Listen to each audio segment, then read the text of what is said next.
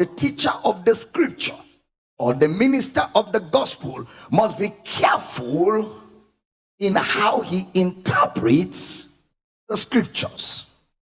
This is because Bible study, interpreting text of scriptures, and consequently Bible teaching demands hard work.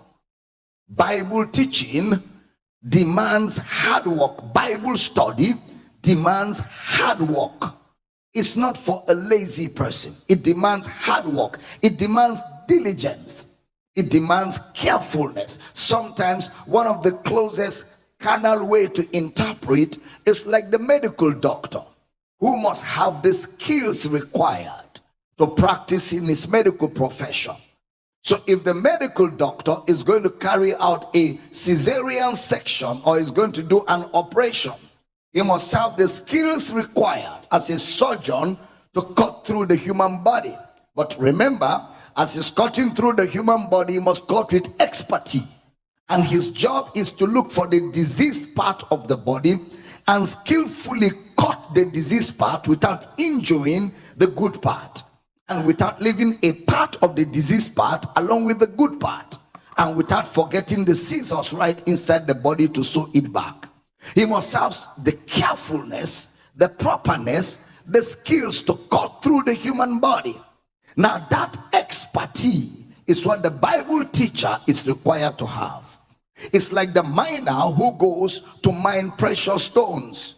There's an expertise that the miners have that enables them to cut through the precious stones like nobody else can. And the reason is because in cutting precious stones, you must cut carefully and skillfully without wounding the precious stone and without leaving a part of the precious stone along with the bad parts of the stones. Now don't forget, the miner does not introduce the precious stone.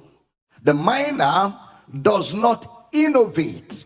The miner excavates.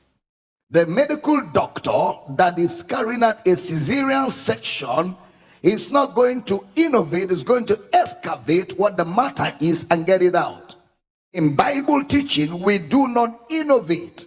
In Bible teaching, we excavate. We go into the scriptures with a very neutral mind and allow the scriptures to tell us what is contained in it. Allow the scriptures tell us what the scripture communicates or what the scripture is seeking to say to us. So that means there's an exactness and a properness required in teaching or in Bible study. Now, every time a scripture or scriptures are wrongly interpreted, a vital truth passed across by the writer in his or her writing is lost. Every time the scripture is misinterpreted, a vital truth that is passed by the writer or passed by the author of the book is lost. So therefore, we have always said a text of scripture can never mean today what it never meant when it was written by the author. A text of scripture can never mean today what it never meant when it was written by the author. So let us delve into the scriptures to examine diligently.